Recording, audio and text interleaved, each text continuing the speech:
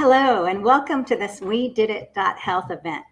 At We Did It Health, we're working to create a healthy, happy, vegan, and plant-based world. We're doing that through building community and offering resources such as today's discussion to help you create relationships where you can plant seeds of hopeful curiosity in others when they ask about a vegan or whole food plant-based lifestyle. So be sure to subscribe to our YouTube channel. And we also invite you to join our Facebook community so you can connect with others and find support and encouragement with like-minded members. My name is Shelleys, and I'm so excited to welcome plant-powered bodybuilder Shelli Beecher-Seitzler and Judy Morris, her fabulous nutrition coach. Everyone that's watching, please let us have permission to use your name. To let StreamYard use your name, and please get your comments and questions. I see we're having some issues with getting hooked up to Facebook, and I don't know why, but and I don't know what I can do about it right now, but I hope that if you're trying to join us, that you can see us on YouTube. So, all right, well, YouTube is where I try to send everybody. So welcome, everyone. Welcome, Judy and Shelli. Thank you for being here. I've been so looking forward to this. Thank you, Marquita. It's a great pleasure to be here and an honor that you would ask for Judy Morris and I to be participating in this. Yes, real honor. Thank you so much. I'm really proud of Shelli's work, so I'm excited to hear more of her story as well. Wonderful. Well, so let me start out with how long have you all been plant-based, and what led you to a plant-based lifestyle? Do you want me to start, Judy? Yeah. So in grade school, middle school, I realized that I did not like eating meat. I remember sitting at the dining table with my parents, and literally when I had to eat beef, especially, putting in my napkin and trying to just get rid of it. And the thought of it being an animal was overwhelming. And so growing up in Anchorage, Alaska, with two parents that were older, just didn't really have a lot of knowledge and support in that. When I moved to Washington in middle school, then it was learning about PETA. And this is back before internet. And then I started making that transition in college to being vegetarian. Ultimately, that transitional point really firmed up in 2014 when I became vegan. And that was after surgery for umbilical hernia and wanting to do a cleanse. So I actually brought out the book. This is Karma Chow's The Clean in 14 Detox. This is what converted me to being vegan, because when I reintroduced organic dairy, I had acne. When I reintroduced eggs that were organic, rosacea. And I was like, done deal. And then I also learned about really the way in which, unfortunately, cows and chickens are treated, and vegetarian just wasn't good enough anymore. So that's my story. Wow. I love that. Yes, you're right. And a lot of times we just don't realize. We think that we have all the facts, but we don't know. Mm-hmm. Mm-hmm. So what about you, Judy? Well, this month actually marks exactly 6 years of veganism for me. When I went vegan, I was actually about 6 months pregnant. So it wasn't a time when changing my diet was on my radar, but I suddenly felt responsible for the planet that I was going to, my son was going to inherit from my generation. And there was just, at the time, there was a lot of buzz about the climate change, and I was concerned about the use of land, and what just by the time my son is my age, what state is the planet even going to be in? So I then started looking into the future of humanity and what we're looking at over the next 50 years, and it was bleak. I was like, oh my God, it was overwhelmingly bleak. I was like, what can I as one individual do? Should I recycle? Is that going to do anything? What should I do? And then the inspiration, literally a voice said, go vegan. And I was like, where did that voice come from, for one? And I started looking into it. There's a lot of popular influencers really rising, like Vegan Gains and Nimai, and that crew, the Vegan Bodybuilders crew. And I was really inspired. Like, oh, you can have muscle and be vegan. And being a passionate bodybuilder lifelong, that was my main concern, is can I still build muscle? So I really dove into the research and learned from those who were succeeding, and I was sold. And I was also inspired by another lady who was competing after the birth of one of her children. She did it in 9 months. I was like, oh, I wonder if I could do it in 9 months postpartum. And so I did. My first vegan prep, that was around 2017. I think I competed in the WBFF Worlds 2018, and I placed it within the top 10 for the figure. And that's when we met. Yeah, that we did that together, sort of, right? I believe so. Exactly. Exactly. That was fun. That was a fun prep. It was a nice prep, actually. It was actually much more pleasant than my previous meat-based preps. So I was really sold after that. Mm-hmm. Well, that's amazing. Yeah. And so tell me about how you, Judy, Shelli, how you found Judy, because you had mentioned that it was a little bit challenging. It was, yeah. So I had decided at age 45 to do a bucket list. And I've been told by a stranger, when is your next competition? And I said, for what? He said, for bodybuilding. And I'd been told that a few times before from close people. So I thought, okay, this is a sign from the universe. This is a stressful time in my life. Why not focus my attention on this? So I looked on Instagram. I reached out to a few bodybuilding professionals that also had the nutrition coach aspect. I was told that I was not going to be successful. I was told that as a vegan, good luck, basically. And then I kept digging and digging and digging. And then I found Judy Morris, and I was like, oh, this woman is stunning. She's well educated with a master's. Like, I am definitely going to message her. And so I did. And then sure enough, she said, well, okay. And also I'm doing this prep as well. So let's kind of do this. And that was very much motivation to hear, as she said, that she would be on world stage for WBFF. And I was like, wow, she is my role model. I'm going to do this. And then hired Nolan McSheridan to be my trainer, and then posing with John Nickerson. And it was actually at his competition, Northwest Royal Bodybuilding Championships, that I earned my pro card, first place with overall champion at my first competition. But I was so thrilled to find Judy, because she was the one that led me through the whole process, which was brand new to me in 2018. Well, yes. And I would think there's not that much support for plant-powered women out there, right? And so tell me what reactions you've had from people when they find out that you only eat plants. Yeah. So I really try to stay to myself when I'm training at the gym. I have my headphones in, but I will occasionally, because I carry water bottles and such, like, actually this is one of them, that One to Save Many is a nonprofit that I am supporting. And I love it when people see my stickers, because then they come to me and they're like, no way, you're vegan? And then through conversation, they're like, well, and do you use steroids? Absolutely not. Never have. I'm in a federation that's very stringent on that. And so it just is kind of an open door with me being able to have a conversation with people, and in a non-threatening, like a non-pushy way, to say, yeah, like I'm 50 and this is what I do. And then they're floored that I'm 50. And so I think that there's a lot of like information that it just comes organically. And I love that. I love communicating with people that have a curiosity and an interest.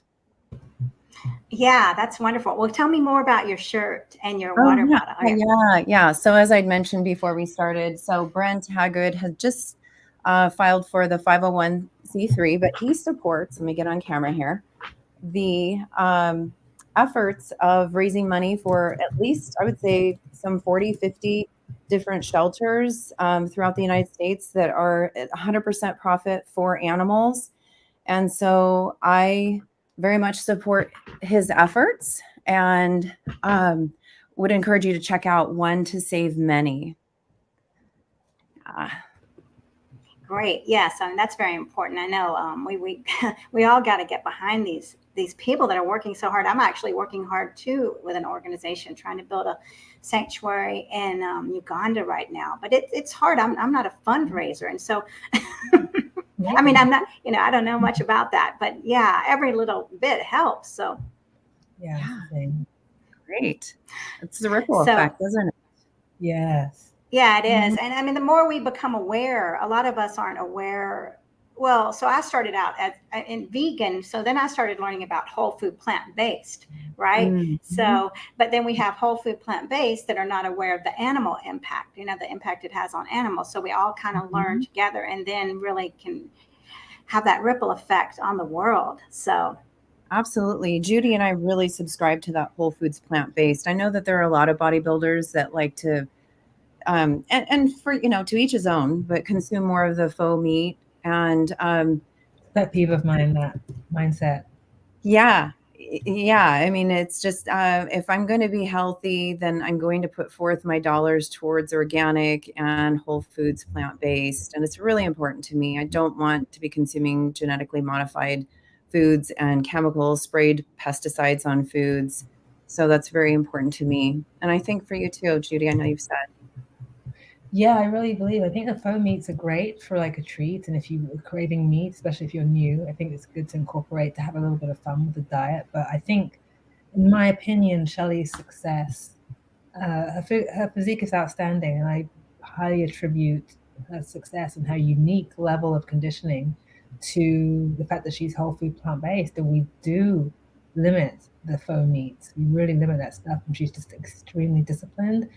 And one of the blessings and curses when you go very down the plant-based journey and your whole food is that when you do introduce some of the more processed items, you can feel it right away. Like as soon as it hits your tongue, you can be like, oh, this is a minor allergic reaction I'm having to this food. But you build up a tolerance, then you build up mucus in the, in your system, and you think you feel okay, but actually you're creating this, something we can get into maybe perhaps a bit later, but you're building this mucus system. That's why people get congested and swollen and sluggish, but you don't realize until you actually come off that stuff what it's actually doing to you. Yeah, and we've even learned that through my prep. I think like the first year, like just my body reacts in a way that my ankles swell. Like it's crazy, just from the product. So yeah, so we've learned along the way how I just do much better with just consistency with whole foods plant-based. yeah, I can feel it also, definitely.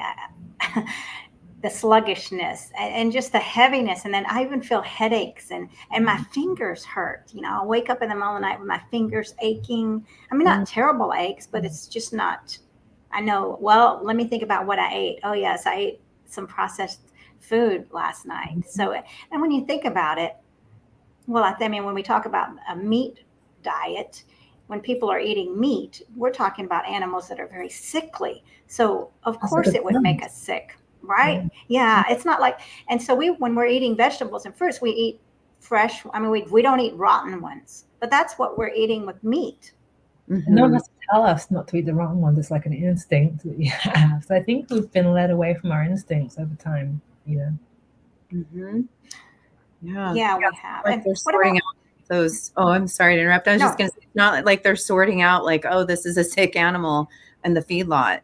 They just are processing it, and then consumers don't know. It's just in a pretty package in the store, right? They're not really connected to the source and knowing that that particular animal had cancer or was really just ill and pumped full of antibiotics, especially if you're eating in a restaurant, right? I mean, you can choose to buy whatever at the store, but when you're in a restaurant, at the store, right? You just don't know. Well, the restaurant's main goal is to turn a profit. So there's probably times when even you're in a high-end place and you're not getting exactly what you think you're paying for.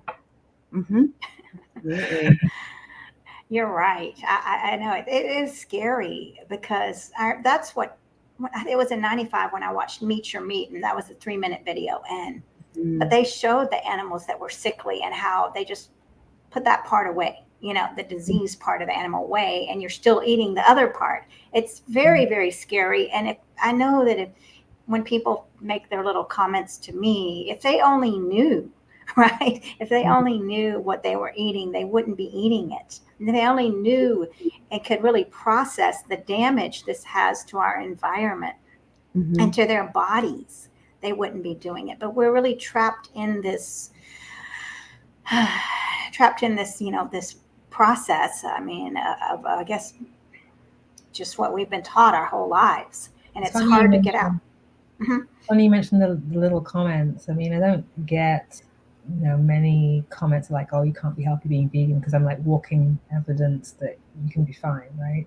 But what's interesting is like the little comments, just for amusement's sake, it's like people will comment on the fact, because you have to go through this whole thing when you're at a restaurant with meat eaters, this whole reaction thing. I'm sure we're all familiar with how it can go down. Very concerned, like, if you have, the best thing they can come up with for me is that if you have too much soy, which I actually agree with, I think some people do need to limit soy, but we can have like 3 cocktails. No one's like, the alcohol might harm your health. No one's concerned. We become very concerned about the soy. I know many people who've had serious issues with alcohol. I've not had anyone who's been hospitalized from soy. Right. Or that they're consuming dairy, which is from an impregnated cow that's full on estrogen, right? Like, yeah, there's not a lot of logic, not a lot of like deep insight thought. No, just something to like a little attack here and there because it's the dissonance, the cognitive dissonance. Everyone, there's no brainer that being vegan is morally, a great idea. People just they do a quick calculation of what can I come up with to make myself feel better about my choices. Yeah. Right.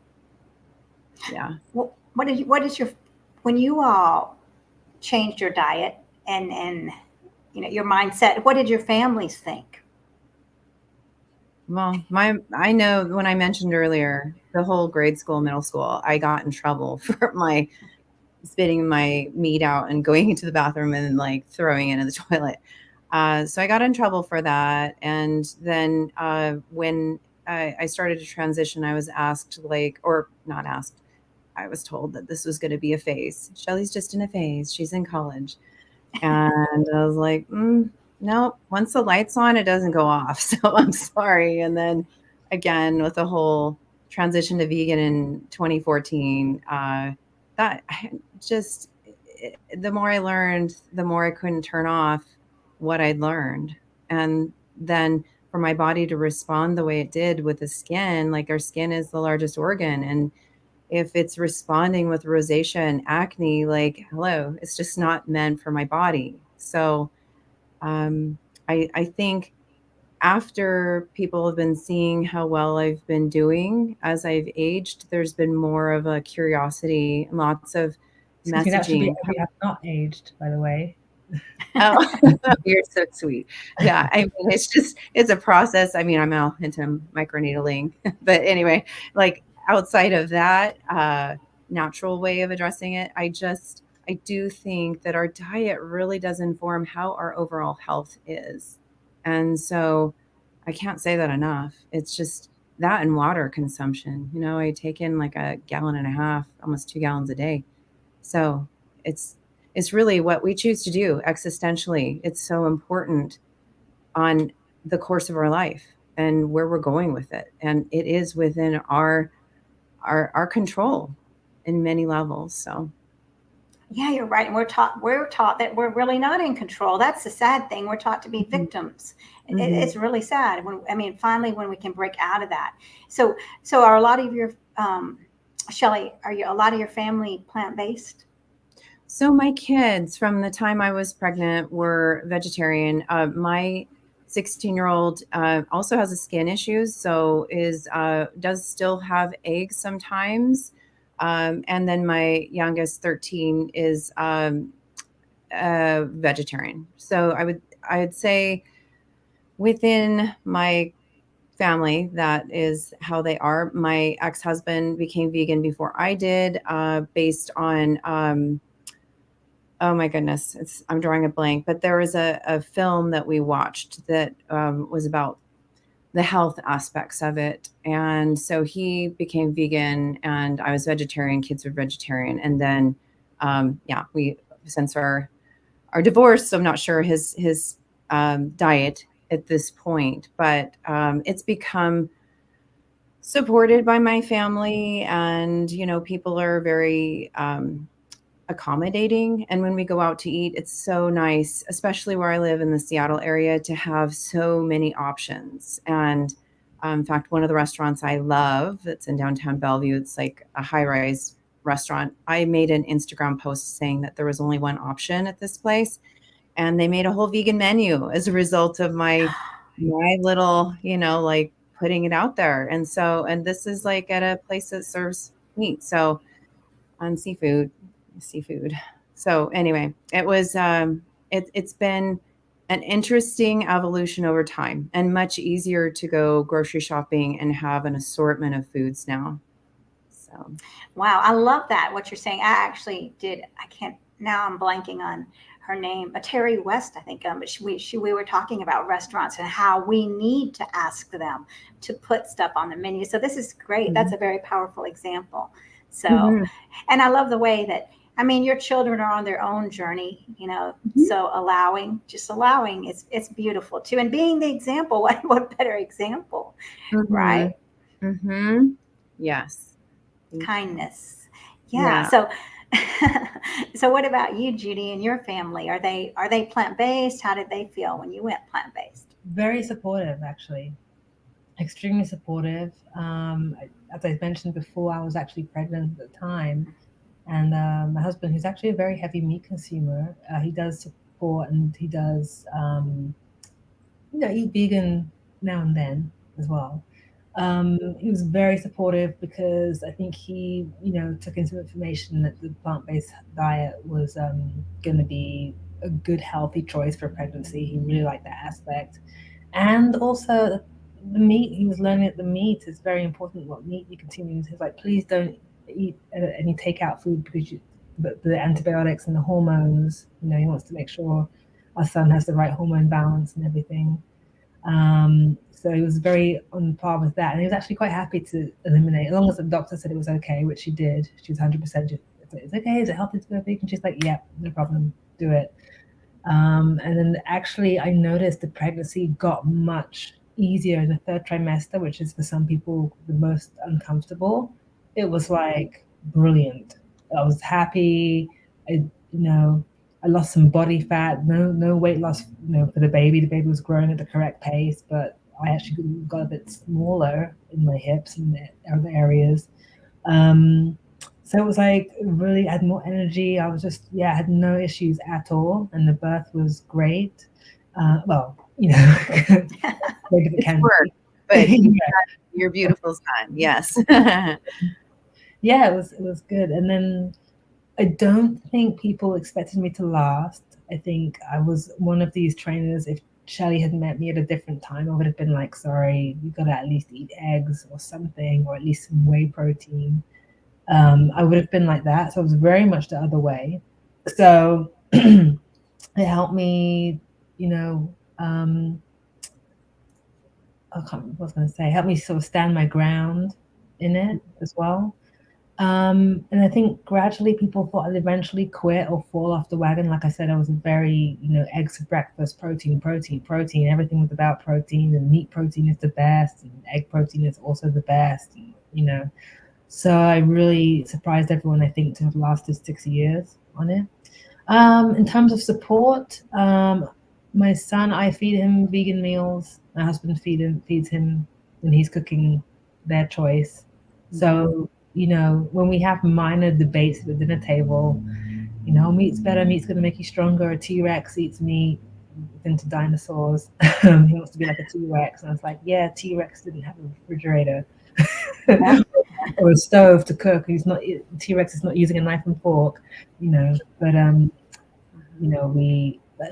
my goal is at least, there's going to be no debate. If I'm healthy, strong, and athletic, and I have vegan clients who are healthy, strong, and athletic, there is no argument. By the time he grows up, he'll have seen that a vegan diet is great. So hopefully he can then make the wisest decision for what he wants to do. Mm-hmm. I love that. Yeah. Y'all are the shining examples for your children and for the world. So thank you. You're right. How can anyone argue with that? How can they say, well, you don't have enough protein, right? How can they say you're weak? Yeah. I actually got a PB, a lifetime PB on my bench press like a couple of months ago. So I was like, What is that? oh, it's a lifetime heaviest lift. Oh, congrats. So I was like, okay, I'm still making progress here, you know. Wow, that's amazing. Yeah, that's great. And I know that Judy lives in Miami. I love traveling there because of Planta. I don't know if I'm supposed to say restaurants. I Yeah, didn't. we have to go. This next visit coming up. When is that? Yeah, but I was just so impressed. We saw each other in April. I was at the World Vegan Bodybuilding Championship, and so Judy was kind enough to come up to Fort Lauderdale, and that was something else. Oh, that was such an amazing competition. And so if people aren't following that, I would highly suggest make sure to keep your eye on the World Vegan Bodybuilding Championships. How many people were there? How many competitors? Unfortunately, so that was quite a situation. I was scheduled to fly into Fort Lauderdale. Unfortunately, that's when they'd had the massive amount of rain that came in that shut down Fort Lauderdale airport. So I had to reroute to Miami from Seattle. I was in the SeaTac, that's the Seattle airport, for 23 hours. And then I had to step on stage like not that long after. And it was just a lot. I traveled to LA to compete the prior November, but that was something else to go 5 hours over to Florida and not even being on the plane. It was something else. So there weren't as many competitors as Jeff had hoped for, but it was such a great turnout for the people that were there. And there were a lot of tables, a lot of demonstrations. There was a great video that it was very compelling. If you look at my Instagram or Facebook, you'll see the video that was created and shared with audience about animals. So I can't say enough. I'm looking forward to it. I think the next one in 2024 will be in fall instead of spring. Wonderful. So what if somebody's watching and they have no idea how to start and they want to eventually be a competitor? What would you say to them? A lady. I mean, well, you can talk to anyone, but yeah. And I do have that come up sometimes when I'm at the gym, because there are people that are dedicated and they come to the gym and then they are happy about their achievements. And I would say, like, there's a piece of bravery there. Like, there really is this level of like, can I do this? Can I get on stage and be in a competition suit, which doesn't cover a whole lot, to be able to show the muscle development with a row of judges? I mean, there are like, 10 to 15 judges there at the edge of the stage, and it's intimidating. But when you recognize that, it's like, I think of like runners that go on the treadmill or run outside and they want an actual event to compete in, a marathon, half marathon, 5K. This is that for a bodybuilder, for someone that likes to develop their muscles. And so just finding an excellent nutrition coach, like I have found with Judy, and then a physical trainer, like I have with Nolan, a personal trainer, McSheridan, and then a posing coach, because it is, and there are people that do all three of those things. But with my vegan diet, I really wanted to stay true with Judy, and because Nolan and John aren't plant-based. So, but it's just finding the right people that it can encourage you and believe that, that they'll see you through to the stage. And I have to say that since 2018, my first competition and getting overall champion, everyone has been, for the most part, very kind. And I come from practicing yoga for decades. And so I really am aligned to people who support one another. And so when I'm on stage, it is about me competing against me from the prior competition. I am cheering on the other women that stand there because I know the dedication and the time it takes to get stage ready. And I know that even stepping up onto those steps to get on the stage, being blinded by lights and an audience that you can't really see, as well as sometimes audio, you can't really hear music very well. It is just a moment to just shine and be there for yourself and for those that have supported you along the way. So I just encourage people to find those people that believe in you. And when you have an event, whether it's a 5K or a marathon, you've got people hopefully cheering you on. The same for a bodybuilding competition. Yeah, so a lot of mindset, encourage, like you're saying. So how do you, what about someone that might struggle with resilience? What would you say to them? Mm-hmm. So such as like life, having like the resilience when there's stress that kind of could sabotage a prep for a competition, something like that. Yeah, I think for me, because I'm a licensed mental health counselor, I have 50 clients and I see 25 in a week. Was doing my own medical billing as well as raising 2 kids, single parent. Um, Bodybuilding is the only time I really have to give to myself. And having that wake up time 6 days a week to go train for an hour and a half, sometimes 2 hours, it is almost like this flow state that I get into that sets the tone of the day.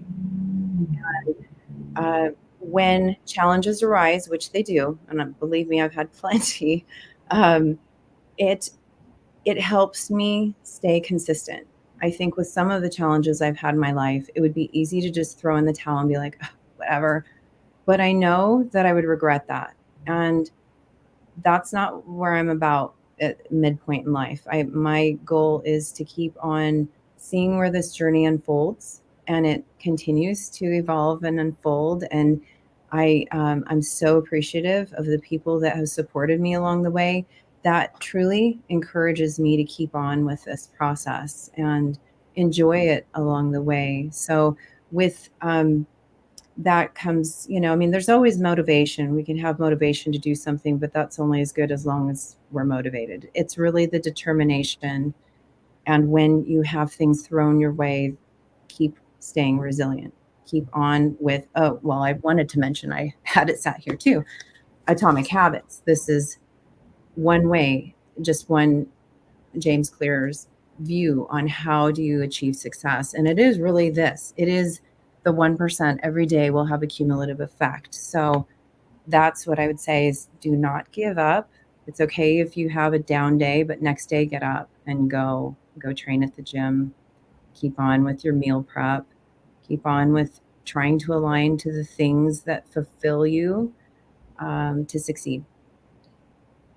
That's very powerful. I mean, that commitment. And what would you say, and knowing that you are a therapist, about beating yourself up? Because a lot of us, like, we might mess up. Let's just say we eat a bunch of processed foods and we don't work out, and then we spend hours beating ourselves up. And what would you say to that? Well, I mean, as a therapist, I know that most everyone's experienced small and large traumas, and often those traumas are, words people have said to us. So being a therapist, we have to look at our own junk from the past and work through that. And so if there are negative self-talk, if there is negative self-talk, then finding a therapist to help work through all of the self-defeating patterns is so important. I'm also a big fan of meditation. I currently listen, well, it's been for years and years, to Deepak Chopra's app. But that when I'm going to sleep, or if I have insomnia, or if I'm struggling with anxiety, really helps me get centered and grounded. And again, I have to go back to my starting yoga in the 90s. Like, it's just showing up at the mat, getting disciplined in being present and mindful in the moment. That's very important to me. I love that. Yes. I mean, I believe that too. I'm a coach also, empowerment coach. And so I know how those limiting beliefs, and you're on that loop and you get stuck on the loop and it's hard to get out. So it's wonderful to have great role models like you ladies here that are pushing forward every day, no matter what. And even having a bad day. Yeah, we all have bad days, and recognizing that, because just thinking about Deepak Chopra, one time he said that, your best always changes. So dependent on the day. So if we're just doing our best every day and realizing that maybe today my best isn't going to be as good as yesterday when I had so much energy, and today I woke up feeling tired, but I'm still doing my best today, then just about gentleness and moving forward is so important. Yeah. Yeah. And I think you'd mentioned earlier, like just that awareness of, again, going back to food and how does it make us feel? Because I know that even through the prep, I get into this place of like, I don't know, there's like a cleanse where I feel so healthy, and then, and clear thinking and very consistent energy. And yet when I reintroduce, like, say, processed like bread or something, a simple carb, it brings in that fog, and it also can cause some of that, I don't know, just not feeling very energetic in the morning. Or as you mentioned, joints, like my joints will start to hurt if I've had that. That's very true. Go ahead, Judy. Yeah, I was itching to say something about the resilience aspect of it. Actually, that actually puts people off starting a fitness program sometimes, because one of the big fears, what if I don't see it through? What if I don't? There's a fear of not achieving the goal, because people, people have tried a lot, maybe tried to do it by themselves or tried something from a magazine. But what I'd say to people contemplating starting a fitness journey, I'd say you can't really fail unless you quit. It's a cliched saying, but it doesn't matter if you get to your goal. Let's say you join a 90-day program or whatever, and you follow the program, you go to the gym 4 times a week, you eat the right food, but you don't lose any weight. You didn't fail.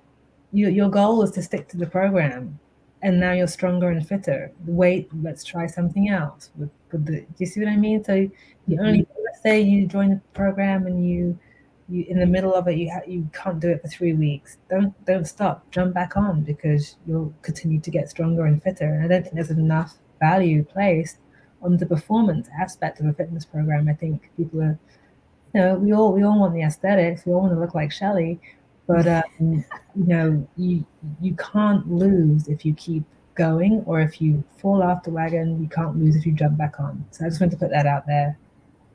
Yeah, it's so true. I mean, I recently talked to a friend and talking about starting a fitness program, and the fear of failing was holding this person back. Well, what if I don't make it to the gym every day? What if I don't make it 5 days a week? Then I failed. So that fear of failing is so great. Yeah, for sure.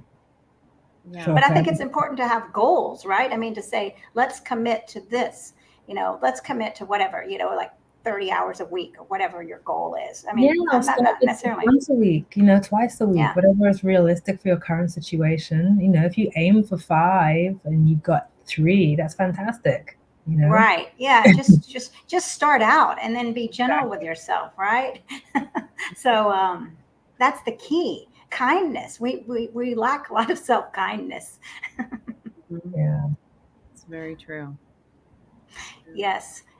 Well, Judy, so I know we all hear the question about where do you get your protein? What would where do you recommend if we're really trying to build muscle? What would you recommend for protein? I did my master's probably 20 years ago. I did my undergrad in sports science, and since that time, there's been a million different diets, mostly low carb diets, actually. And I was on that train for a little bit myself. I think for most people who want to gain a little bit of muscle, don't even stress about the protein too much. If you want to be a elite competitor like Shelli, then yes, then protein, it is that the recommended amount is 1 gram per pound of body weight, approximately, give or take. And someone embarking on a fitness program, if you're going to stress about that, you're going to set yourself up for failure right off the bat. I think if you can get 60 to and above, you're going to be fine. You're going to build muscle. You're going to get stronger. From that general, I think over the next maybe 10 years, I think there's going to be a shift away from the protein obsession. I think protein powder companies made a lot of money, and I hope they still do. I support many protein companies. I'm actually talking with Fighter, the guy who made the David Wilkes, his brand. He made the Game Changer movie. Yeah. So I've been chatting with him, and I'm excited to start promoting and being an affiliate. So yeah, if you take like a couple of protein shakes a day, or one or two, and then you aim to maybe get in some tempeh, tofu, or seitan, the big three, you'll be fine. And then as well as that, incorporate the beans. I have no problem whatsoever with someone who wants to get all their protein from beans and legumes, and then combining mushrooms, broccoli, cauliflower. Just select the items that have the most protein for your other things. There's protein in kale, there's protein in mushrooms, there's protein in a banana, there's protein everywhere, you know. Solid food is basically protein, just, you know, some is more carbs, water heavy. So I just don't think people need to worry about that. Even the B12, the other concern is the B12. It's very hard to become depleted.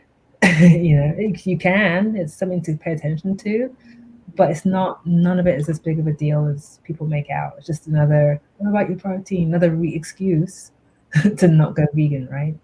Yeah. And speaking on that, I'm sorry. I was just going to say, and speaking on the B12, I've been working with my naturopathic physician for, I don't know, over a year, eliminating any source of B12 in my supplements because I have really high B12. So it's just from the foods I'm eating. And she says that I'm her model to talk to other patients about because of how my lab scores are so exceptional. I've had more people get blood work done lately and coming back with too much B12. Isn't that interesting? And that's affecting their moods, you know.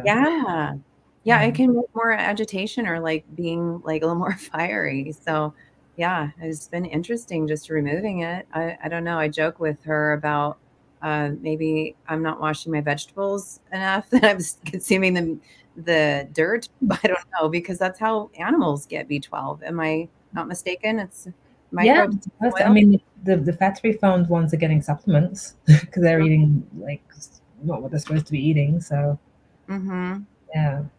Well, that's interesting. So when you're saying, so when we're getting the B12 from the animals, they're getting supplements of B12.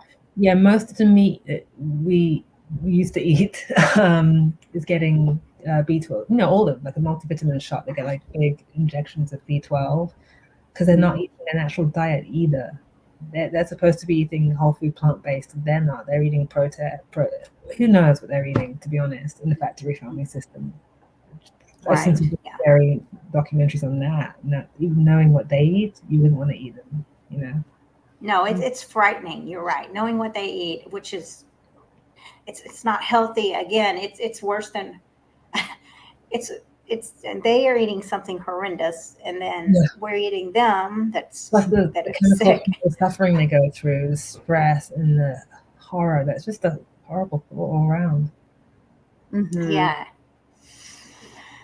Well, and algae, for example, for omega-3s too. I mean, we don't need the intermediary source of fish that has been exposed to radiation from Fukushima. And I mean, obviously just the suffering of the fish first and foremost, but why not get it from the direct source like they do, which is algae? So yeah, it's been a lot of logic sometimes in how people think about the source of food nutrients. Now, this is very interesting because last night my friend who is not vegan and I were having dinner, and he mentioned about B12. And so this is going to be great to be able to take some clips from this and show him that we can't, of course we can be okay. And I said, it's not just the vegans, right? It's the everyone that when we're washing our vegetables so much, or we're doing so much that we're not getting the nutrients, or we're stripping the land of the nutrients. So, you know, it's when we're hurting our environment and our earth. We all suffer. That's what people are not making the connection. When the animals suffer, we suffer. Yeah.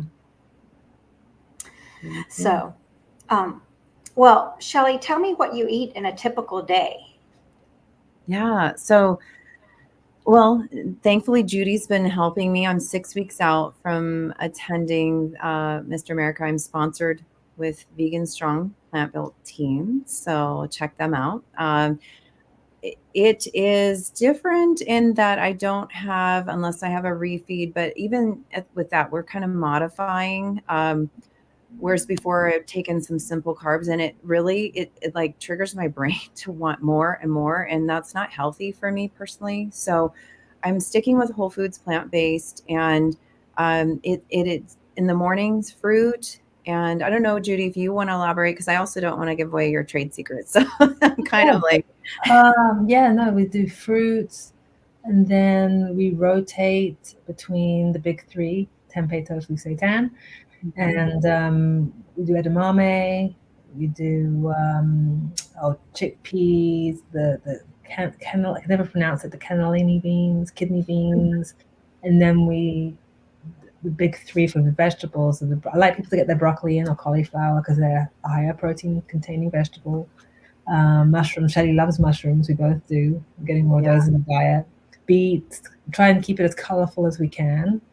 No fear of fruits. We're not afraid of carbs. Not afraid of anything really. We're just maybe the processed stuff. yeah. Bananas, whatever fruit, watermelon.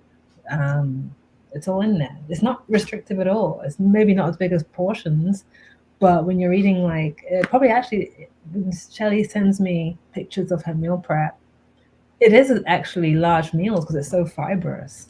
It's actually, so it's not, I don't know, it is restrictive obviously, but in many ways it's not, depending on your mindset. Yes, it's restrictive if you want to squeeze in a few donuts, then no.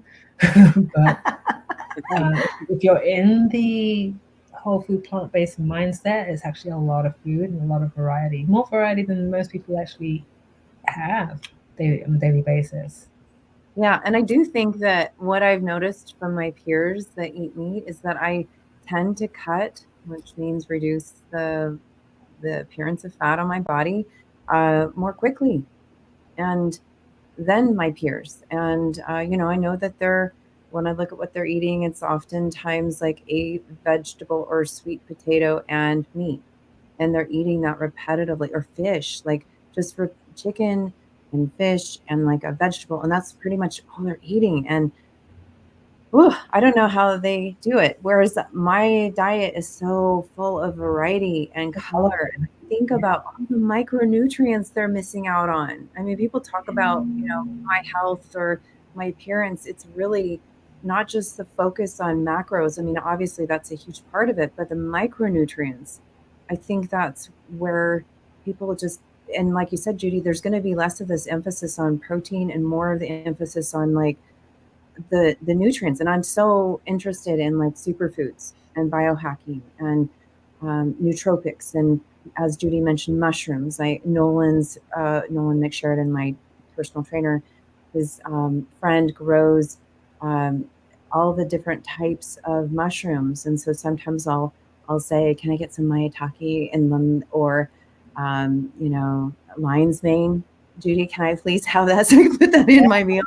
And it's just a treat. I just love the diversity of vegetables. So yeah, it's been really great to be kind of in this process, and then ultimately knowing that as it gets closer, it gets more exciting just to see how my body will change just on the little tweakings we do with meal prep, especially peak week. That's a huge change.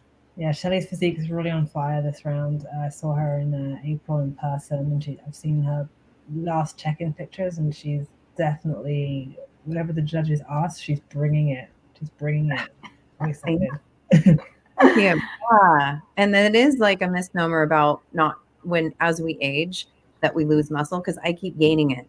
Like, it is more about actually using your muscles so they don't atrophy. I don't think it's about aging and the 1% loss of muscle each year. It's about how much you get off the couch and going out and actually picking up a weight. So cardio is not going to bring that muscle. It truly is going to be lifting the weights that not only maintains muscle as we age, but also builds it. And I'm doing that, which is exciting to see. Even in my cut, as I mentioned, when I start to really hone in on my diet, I'm still gaining muscle, and it's measurable through a DEXA scan. So it's not just like visual observation, it's actual science of a DEXA scan to show that. Shelly, it fascinates me. You don't actually do any cardio, do you? Like, No, I don't like, I love to, okay, well, sometimes it's a little tiring after working out for 2 hours in the morning to go on a bike ride with my friends that do, 20, 30-mile rides with our road bikes. But I do love that, or hiking. But I am not one to get on the machines. So when I'm working out and training at the gym, Nolan's program has me going from one thing to the next. And that's why I mentioned earlier, I get into the state of flow.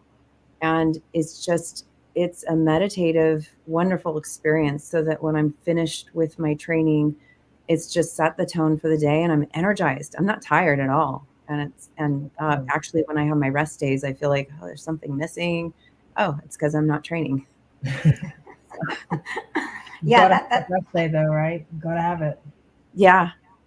Mm-hmm. I was wondering that too about the cardio.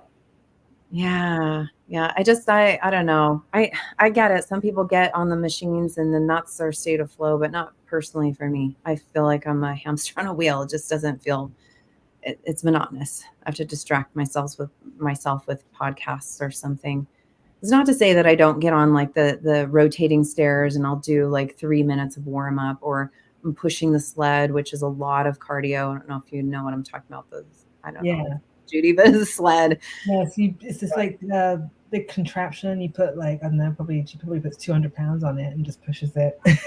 Yeah, I think I've seen like football players doing it on the field or something. So yeah, there's functional fitness at one of the gyms I belong to, and I think gets my heart rate up. But I have to be doing something. I can't just be on a machine. And it's not to say, that for other people that need some activity and that's what suits them, then all the more power. But for bodybuilding, it's not really conducive to, at least my body, to maintaining muscle. I will lean out pretty quickly with my muscle. No, if you can lean out without cardio, that's definitely where you want to be.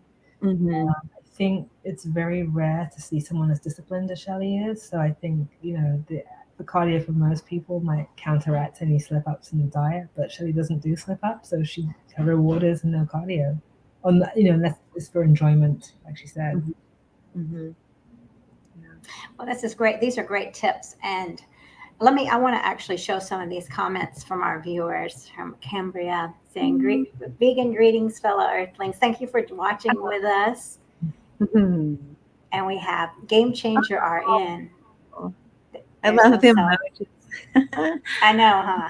No love like self-love. Beautiful. Oh, it's true. And then we have JJ here, she has a vegan knowledge channel, and she really works hard to talk about the benefits of whole food, plant-based. Yeah, she lost 50 pounds and really researching how to help people. So, I love that everyone's watching, and thank you. And so it looks like we are coming to the end of the hour. So I want to give you all a chance to really talk about what we might have missed, and just definitely tell us where we can reach you all and what's coming up.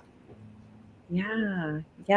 Judy, do you want to go first? Do you want me to? Yeah, I have, in terms of what's coming up, in terms of having missed anything, I think we got it covered. Shelly, can you think of anything you missed? In terms of what's coming up, I have a 90-day challenge fitness program that starts September 4th, so Labor Day if you're in the US.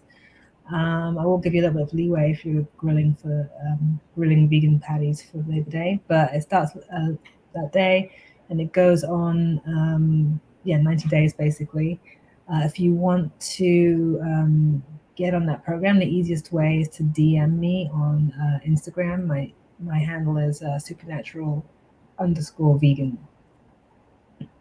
Mm-hmm. Okay, supernatural_vegan, starting Labor Day, September 4th. Yeah, and if you want to get the early day price, that's only open for 3 more days. Okay, so we better rush off this live stream and on to looking that up. Great. And so what about you, Shelly?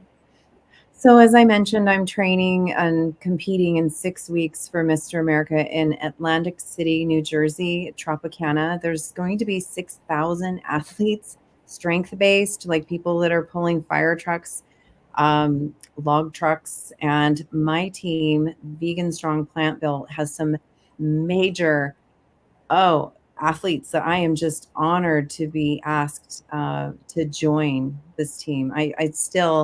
It's still surreal. It's still like, wow, is this really happening? But the main thing I want to impress upon is that plants have all the protein we need, and this team is representing that. So it will be aired on CBS Sports Network. I encourage you to check us out. Also, I would hope that perhaps we have some involvement in documentaries that are going to be coming about on this. After this competition in 6 weeks, that's the first weekend in October, I have another competition in Arlington, Puget Sound Pro-Am. And then WNBF, which stands for World Natural Bodybuilding Federation, has worlds hosted in Seattle area.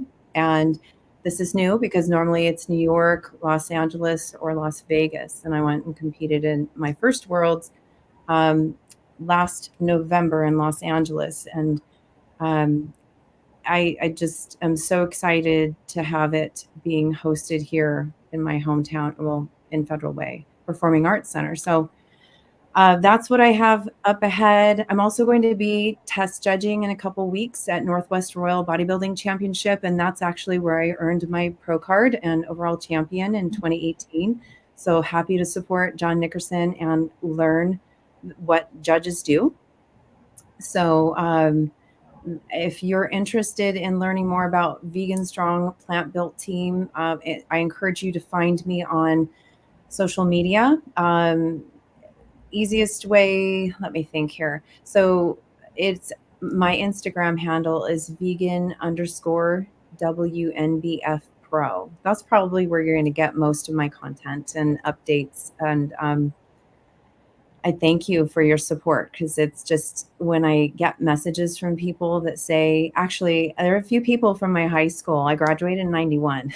There are a few guys from my high school that have reached out to me and they said, I've watched you and you've inspired me and I've changed my diet and I have you to thank for that. And it's like, really? This is crazy. Like, I am so happy that these people are reaching out and letting me know. And I do remember the film that I couldn't remember before. It's called Forks Over Knives. That's what my ex-husband was compelled to change his diet because he wanted to be there for our future. Well, at that time, we'd had both of our kids. So he wanted to make sure that his life would be, had best odds of having a long life. And that was why he chose to become vegan at the time. So thank you. Thank you for having us. I know I've said a whole lot. No, I'm excited. I mean, I want everyone to check out your links and your pages and to keep following. And Forks Over Knives is very powerful. And really, I mean, it brings us back to just to the basics of good health. And I mean, we can look outside and we can see the vibrant colors in vegetables and fruits, and we're really drawn to that. So when our bodies are fueled by that, we'll be on the road to looking like you ladies. So thank you. Thank you, Marcia.